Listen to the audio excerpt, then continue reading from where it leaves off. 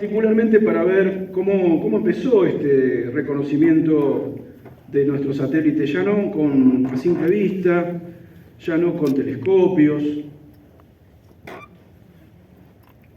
Porque acá, el 7 de octubre del 59, 2 años después del Sputnik 1, empieza un camino que nos va a traer hasta ahora. Nos va a traer hasta Artemisa, nos va a traer hasta los chinos en la Luna y muchas cosas más. India bajando en la Luna hace poco.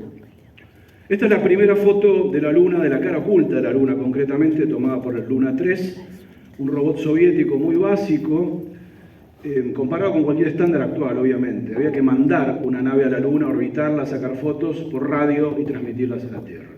Eso nos habla a las claras de la maravilla que era la tecnología primitiva. Acá tenemos la primera foto de la cara oculta, que obviamente no tiene nada que ver con cosas que podemos ver ahora o hace 20 o 30 años, ¿no? Pero es un documento histórico. Luna 3 fue el primer artefacto de la humanidad que se acerca a la Luna, la orbita y transmite una foto de su misteriosa cara oculta. Vamos a seguir con los soviéticos un rato para equilibrar un poco la balanza, no que contar siempre el lado norteamericano, que es fantástico, pero por contar tanto eso no se cuenta el otro. Estamos viendo, como ven, Luna 9, había toda una dinastía, ¿no? Luna 2, 3, 4, 5. El 9 le tocó esto que ven acá ya unos años más tarde, que es la primera imagen, o sea, el primer descenso en la Luna. Esto es un fotomontaje. La nave que navegué es la verdadera, esa foto la sacó apoyada en la superficie y nosotros acá ensamblamos todo en esta imagen del año 66, 4 de febrero del 66, el primer descenso exitoso en la Luna, exitoso porque algunos que se habían estrellado, sin personas todavía. Vamos a ver algo un poquito más impactante ya en el año 70, la cara oculta fotografiada por la nave soviética Sond 8. Las Sond fueron una dinastía de naves que incluyó algunos que viajaron a Marte. De hecho, el Sond 4, que es un poquito anterior, se perdió a mitad de camino entre la Tierra y Marte y podría haber sido en el año 63 la primera máquina humana en visitar Marte. Lo fue el Mariner 4 en el 65 de la NASA. Pero la dinastía de las Sond hicieron cosas muy interesantes y esta imagen que ven allí de la cara oculta, ahí la de abajo, que es muy bonita, ¿no? Se ve parte de la Luna y la Tierra atrás. Esto es material soviético, o por entonces soviético. No era poco hacer lo que acabamos de contar. Imagínense lo que puede hacer, lo que puede ser bajar 2 vehículos robot teledirigidos con ruedas y hacerlos recorrer kilómetros en la Luna. No estamos hablando del año 2014 ni del año 97, estamos hablando del año 70, hace más de medio siglo. Ahí los rusos pusieron en la superficie una especie de bañadera con 6 ruedas que parece las viejas naves de los seriales de Flash Gordon, llamada Lunokhod. Acá tenemos una maqueta sobreimpresa una foto. Esas cosas, 6 ruedas, no, 8 ruedas, que funcionaban a energía solar, que tenían una serie de instrumentos para medir variables del tiempo lunar, la radiación, la temperatura, eventuales cantidades exiguas de atmósfera que no hay. Funcionaron, sobre todo el segundo, que funcionó muy bien y recorrió casi 40 kilómetros. Esta es una vista del Lunokhod 2 del año 72-73. El Lunokhod 2 tuvo durante mucho tiempo un récord, que era el vehículo que más kilómetros había recorrido en una superficie extraterrestre. Ese récord fue quebrado por un rover de NASA llamado Opportunity, que recorrió 44 kilómetros en Marte. Este recorrió 39 en la Luna. En esos 39 kilómetros no es que va a caminar así como un loco y dice, ah, qué lindo, y saca. Imagínense que recorrer 39 kilómetros te da un amplio muestrario de lo que es el relieve, las variables ambientales y, por supuesto, fotografías, paisajes como esta que vemos acá, donde se ven algunas colinas y un pequeño cráter a un costado. Teledirigido por radio, las imágenes y los datos siempre tardan un segundo y fracción en ir y volver, con gran dificultad, por supuesto, ¿no? Estamos hablando de medio siglo atrás. Bueno, a la par de todo eso, ahora sí nos vamos a meter, lo que acabamos de contar de la Unión Soviética es lo más importante, no lo único, nos vamos a meter en lo que pasaba del otro lado del mundo, en épocas ya de tensión, en épocas de la Guerra Fría. Hubo una época muy tensa que casi nos llevó a la Tercera Guerra Mundial, muchos de ustedes lo saben esto, donde, por ejemplo, estuvimos muy cerca, muchos no lo vivimos eso, pero nos contaron los misiles en Cuba y una serie de cosas. Había una tensión, una pulseada que se terminó jugando por suerte en el espacio. Esa pulseada era las dos potencias a ver quién llegaba primero a la Luna, quién hacía las hazañas más grandes en el espacio, porque el espacio, y lo vuelve a hacer ahora, es la gran vidriera donde todo el mundo, entre otras cosas, presta atención. Y mandar naves a la Luna para, no todavía con personas del lado soviético, por supuesto, empezó a generar una respuesta. Una respuesta que llevó varios años, que el presidente norteamericano Kennedy en un discurso del año 61 dice: me comprometo a que antes de que esta década termine habrá 3 americanos, 2 de ellos pisando la Luna. Y eso fue el motor principal que llevó a eso, no fue una cosa científica, ni romántica, ni idílica, ni utópica, fue meramente ganarle a los rusos, que se entienda. Y fue una carrera que costó a costo actual, cientos de miles de millones de dólares, que terminó justamente por eso. Vamos a explorar un poquito ese camino que comienza con vehículos robot como los Lunar Orbiter, como los Ranger, que eran naves que lo único que hacían era ir a la Luna, ir a la Luna, orbitarla, tomar imágenes y, por ejemplo, buscar potenciales sitios de descenso. Lugares seguros, lugares en la cara visible, lugares donde la iluminación del sol fuera favorable.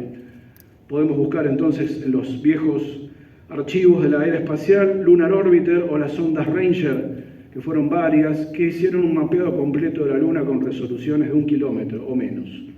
O sea, un dato muy interesante para la época que era. Y por supuesto, a la par de eso, empezar también a intentar hacer bajar cosas, como lo habían hecho los rusos, como el programa Surveyor. Acá vemos el Surveyor 1, que fue un artefacto que bajó suavemente, estuvo varios meses funcionando, tenía paneles solares, tomaba datos del piso, tomaba datos ambientales, había que saber con qué se iba a encontrar la gente que iba a caminar ahí. Cuando ustedes van a algún lugar, hoy en día, sobre todo si es un lugar raro, averiguan cómo es el lugar, las temperaturas unos días antes, qué abrigo tienen que llevar, qué bichos puede haber, qué se come. Bueno, esto en otros órdenes era lo mismo, mandar gente a la Luna, no es decir, mandarlos en un cohete y listo. Surveyor, por ejemplo, testeó la consistencia del piso. El regolito lunar, básicamente, es una especie de alfombra de decenas de metros de arena. Tiene partes más consistentes, partes menos consistentes, partes con grandes rocas, partes que no. Había que saber, por ejemplo, cómo es la geología superficial para no hacer bajar una nave que termine enterrada decenas de metros para adentro. Podía pasar como una ciénaga, como un pantano lunar y que todo se termine allí. Todas esas cosas se fueron de a poquito recopilando con información de radar, mediciones in situ, y por supuesto en la parte de todo lo anterior había que ir preparando los cohetes y había que ir preparando a los astronautas. No era cuestión de mandar gente a la Luna sino más, si no estaban los cohetes necesarios, si no estaban las cápsulas necesarias, las maniobras necesarias y las personas entrenadas. Así que todo comienza a la par del anterior, principio 61, el discurso de Kennedy. El programa Mercury, que mandaba de a uno astronautas a la órbita terrestre, las cápsulas Freedom, allí fue Alan Shepard, por ejemplo, que eran como unas latas que te lanzaban a la punta de un cohete a dar vueltas a cientos de kilómetros de altura, sin garantizarte la vuelta, ¿no? Y había que ser corajudos para ese tipo de cosas. El programa Mercury fue el primero que llegó a abrir el camino al programa Apolo. Antes de eso estuvo el programa Gemini, que fue bisagra.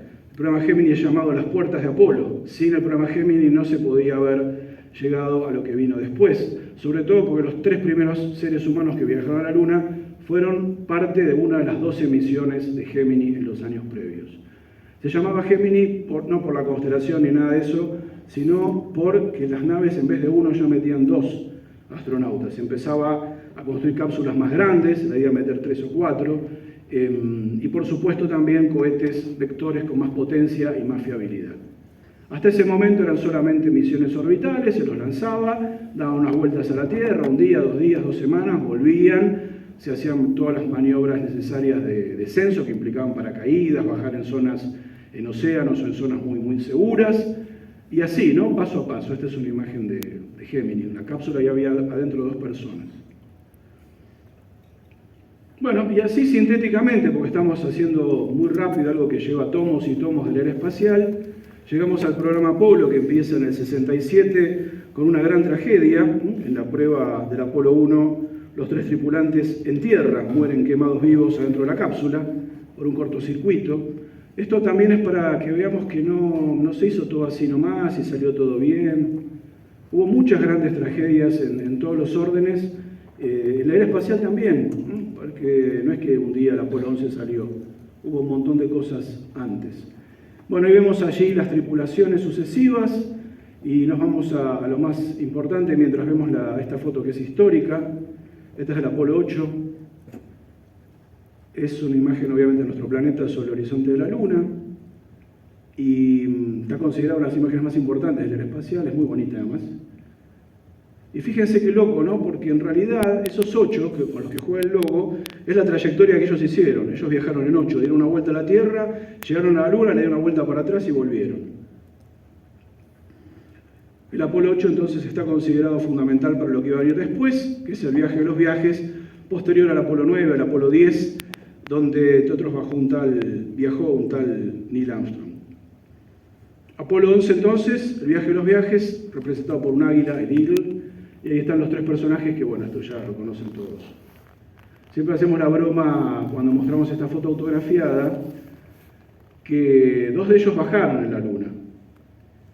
Y en un orden particular, uno bajó primero, que es el que se llevó la historia, otro bajó segundo, que es el que nadie se acuerda, y el tercero ni siquiera bajó.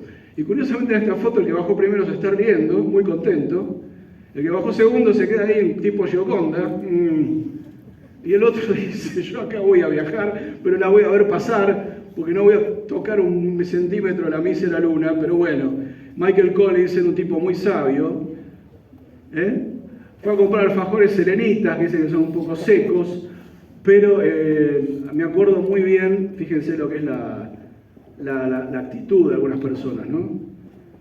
Una entrevista que hizo una colega mía, la gran periodista científica Nora Barr, en los años 80, cuando se cumplieron 20 años del alunizaje, el año 89, me acuerdo porque lo tengo guardado, la revista La Nación, del diario La Nación, una de las preguntas que Nora le hace a Michael Collins, una pregunta bárbara, pero un poco picante, le dice, dígame una cosa, don Collins, Michael, ¿qué siente usted de haber ido a la Luna con sus 2 compañeros y no haber llegado a pisar la superficie? Y él, dice ella, que el tipo hizo un silencio y dijo, para ocupar mi lugar había 300 candidatos. Uno puede verlo de una manera o de la otra, ¿no? Esa es la forma en que se ven las cosas del lado de la sabiduría. Bueno, esto es historia muy conocida, el famoso Saturno V, el cohete más potente de toda la historia hasta hace muy poco, que fue un heredero de todos los vectores anteriores, de los Gemini, de los Mercury, un lanzamiento que fue transmitido en todo el mundo, que en situ lo vieron 1 millón de personas en Estados Unidos, y por supuesto una misión que duró una semana de punta a punta, 8 días. 2 de los astronautas bajaron al módulo Eagle, Michael Collins se quedó en el módulo de comando Columbia, esperándolos a su regreso, después de una aventura que en la superficie duró 22 horas. Eso es una foto que tomó Collins de sus compañeros ya en fase de desacople, bajando hacia la Luna en el Águila, y nosotros podemos evocar el lugar de descenso en esa crucecita amarilla en la Luna a simple vista o con telescopios, en ese lugar llamado el Mar de la Tranquilidad, donde, bueno, esto ya lo conocemos de memoria, las huellas, la famosa frase de Neil Armstrong, un pequeño paso para un hombre, pero un gigantesco salto para la humanidad, la placa conmemorativa que llevaba el módulo, el águila descendiendo, la transmisión radial, la conversación telefónica con su respectivo presidente, bueno, cosas más o menos que nos pueden caer simpáticas o no, pero estamos contando un poquito la historia. Obviamente que no fueron a pasear, fueron a hacer una misión científica, así que pusieron sensores de rayos cósmicos, sismógrafos, tomaron muestras del suelo, hasta dejaron un espejo que después vamos a ver para qué sirve. Llevaron esos artefactos que ven allí, que los desplegaron en unas decenas de metros a la redonda, Sufrieron temperaturas de más de 100 grados centígrados, pero bueno, obviamente no los habían mandado así nomás, sino con trajes presurizados, tenían oxígeno, estaban bien protegidos del medio lunar. Este es el segundo hombre que pisó la Luna, el famoso Buzz Aldrin, que curiosamente salieron muchas más fotos que Armstrong, incluida esta, donde se lo ve en el casco a su amigo sacándole la foto. Bueno, y la frase de Buzz Aldrin es que la Luna es una magnífica desolación, así dijo él, transmitió por radio. La otra frase es mucho más popular, pero esta es muy conocida. Ahora hemos bajado a la Luna, lo que estamos viendo aquí es un Oresky del Apolo 17, ¿no? Bueno, está perfecto, déjalo. Esto sigue. Y lo que vamos a compartir acá en esta clase que tiene un montón de recuerdos y vivencias, esta foto que es muy poco conocida, es una foto que se sacó Neil Armstrong, en realidad se la sacó Buzz Aldrin cuando ellos vuelven después de la caminata lunar y tienen un poquito de descanso, dicen que durmieron una siesta incluso, de un par de horas, y él se saca el casco y su compañero le dice, sacame una foto, quiero tener un recuerdo de este momento, ¿no? No había selfies ni nada de eso en esa época, así que era sacar como antes, yo te saco una foto a vos. Y fíjense, esta foto me parece bastante gráfica de la expresión de un tipo que le pasó de todo, ¿no? Porque un tipo joven de 39 años que está muy demacrado, está entre contento y emocionado, está ahí con las lágrimas ahí al borde, está cansado, sabe que todavía no volvió a casa y puede matarse a la vuelta, que su familia lo está esperando, sabe lo que hizo su compañero, sabe que son los dos primeros seres humanos que caminan en otro mundo y que una audiencia que fue la más grande de todos los tiempos en televisión los había visto, sin importar fronteras, al estilo Imagine de John Lennon. Así que es una foto que es multisensible en todos los aspectos. Bien, después volvieron, se acoplaron a su compañero en una cápsula que estaba preparada para ingresar a la atmósfera a 2.000, 3.000 grados de temperatura. Todo salió bien, podría haber salido mal, y terminan bajando en el océano y son recuperados y puestos en cuarentena, porque no se sabía bien qué cosa rara podían traer, esas especies de mamelucos celestes. Y después, por supuesto, los homenajes que la humanidad le fue dando, empezando por bautizar a 3 cráteres donde la nave bajó con los nombres de Armstrong, Collins y Aldrin, que los podemos ver con nuestros telescopios. El punto rojo es donde está el módulo, y por supuesto una pregunta muy inteligente, muy obvia, es si se ven las naves que bajaron a la Luna. Bueno, ahí no es un problema de los telescopios, es un problema de la resolución angular que la atmósfera permite, que nos impide ver cualquier cosa menor a 500 metros. Si la Tierra no tuviese atmósfera, hay telescopios que podrían detectar cosas muy pequeñas, incluso los aparatos rusos y otras cosas que han quedado allí. Acto seguido y solamente a título evocativo, los 5 alunizajes posteriores que la mayoría no recordamos. Muchas veces se dice fueron una vez y nunca más, y fueron 5 veces más. Lo que pasa que como alguien hacía bromas en esas épocas, cada viaje le importaba menos a la gente, y el punto tal es que el viaje 6, así como el primero fue el hecho más importante del siglo XX, el viaje 6 casi salía en la página de los chistes de los diarios, a nadie le importaba más nada. Así que vamos a pasar rápidamente revisión al Apolo 12, noviembre del año 69. Ese es Alan Bean, el 4.º ser humano que pisó la Luna. El Apolo 13 falló. Miren, esto es muy interesante esto. El Apolo 12 se encontró con el Surveyor a menos de 200 metros de distancia. No fue casualidad esto, los hicieron bajar a ellos cerca para ver, y el aparato todavía alguna señal mínima tenía de vida. Debe ser muy loco ir a la Luna y encontrarte con un aparato que mandamos nosotros mismos ahí, ¿no? Habiendo 400.000 kilómetros en el medio. El Apolo 13 falló, vean la película. El Apolo 14 bajó en la gran llanura volcánica de Fra Mauro. El Apolo 15 fue el primero que llegó un rover, un autito, vimos un video al principio de la clase. El Apolo 16 hizo lo mismo, y cada una de estas misiones permaneció más tiempo, hasta la última, Apolo 17, donde Eugene Cernan fue el número 12 y el último ser humano que pisó la Luna después de 74 horas de permanencia. Estuvieron 3 días, así como el Apolo 11 estuvo 22 horas, ellos estuvieron 3 días, recorrieron kilómetros, se cansaron de juntar un montón de cosas, como 384 kilos de rocas que trajeron de vuelta a la Tierra, y ahí vemos este pequeño homenaje a los 6 tripulaciones, con sus emblemas, con sus logos, también aquellos que quedaron en el camino. una selección de lujo, nunca estuvieron los 12 posando en la Luna, obviamente eso es un recurso. Uno de ellos dejó un retrato de su familia en la Luna, Apolo 16, otro llevó una pelotita de golf y la tiró muy lejos, era golfista, y muchas anécdotas quedaron en esos viajes, en esas tripulaciones, y fundamentalmente el legado, ¿no? Vamos a ver un poquito el legado antes de la pausa. Hay muchas cosas que uno podría pensar. Mientras Alberto, miren lo de arriba, que es muy impresionante. Son todos los artefactos que tocaron la Luna, tripulados o no tripulados, norteamericanos y rusos fundamentalmente. Esos son los últimos, faltan los últimos que vamos a contarlos en lo que queda hoy o la clase que viene. Vamos a repasar un poquito la Luna. Esa es la parte más norte, ¿no?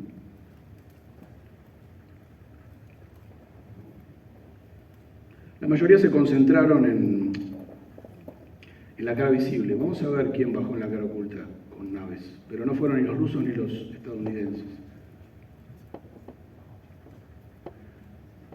Una de las cosas más interesantes que dejaron las misiones Apolo fue justamente la recolección, ahí lo ven a uno del Apolo 17 juntando muestras de polvo, regolito y rocas de distintos lugares de la Luna con distintas propiedades físico-químicas, que fueron también datadas con carbono 14 y otros sistemas, revelando antigüedades de 3.100 a 3.900 millones de años. Es una superficie muy vieja, como la propia Luna, como el propio sistema solar. Esas piedras en gran cantidad fueron traídas, están preservadas, los científicos de todo el mundo los siguen estudiando, sobre todo la mayor parte que están en Estados Unidos, pero hay muestras que se han repartido a laboratorios de toda la Tierra y algunas las tenemos acá abajo de sus pies.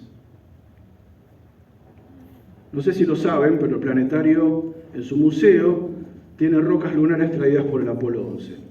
No es una cantidad que uno diga, cuánto que nos dieron, no es una avalancha de piedras, pero pensando que se distribuyeron en 130 países y que nosotros tenemos un poquito de eso acá abajo, al acceso de cualquiera de ustedes que nos venga a visitar, con una bandera argentina que fue y de vuelta a la Luna, igual que la de 130 países más. Esa bandera argentina que está acá abajo, al lado de esa capsulita, viajó a la Luna y de vuelta. Nosotros siempre contamos esta historia a toda la gente que nos visita. Tenemos 4 pedacitos de la Luna acá abajo. Algunos de ustedes lo tienen exactamente abajo, no me ubico exactamente en qué parte del museo, pero están ahí. Bueno, eso es parte del asunto, ¿no? Porque gracias a estas rocas que trajeron ellos, se ha avanzado mucho sobre el conocimiento de la Luna. Se siguen estudiando todavía esas piedras. Y también, yo les decía al pasar, los espejos. Vamos a terminar la clase hoy con donde yo quiero terminar. Vamos a dejar un poquito para la semana que viene. No quiero arrebatar. Vamos a cerrar un poquito con estas cuestiones de legado. La semana que viene vamos a hablar de la exploración contemporánea, de Artemisa y todo lo demás. Los Lunokhod soviéticos, 2, y 3 de las misiones Apolo, el 11, el 15 y el 16, dejaron en la Luna algo llamado retroreflectores, que son, en buen criollo, espejos de altísima efectividad, no ese que usamos en casa para afeitarnos o cortarnos el pelo o lavarnos la cara. Este es el que dejó la tripulación del Apolo 11, por eso lo mostramos, pero tenemos uno del Apolo 15. Esos son los instrumentos ópticos muy complejos que permiten que cualquier haz de luz que incida en cualquier dirección vuelva en forma rectilínea.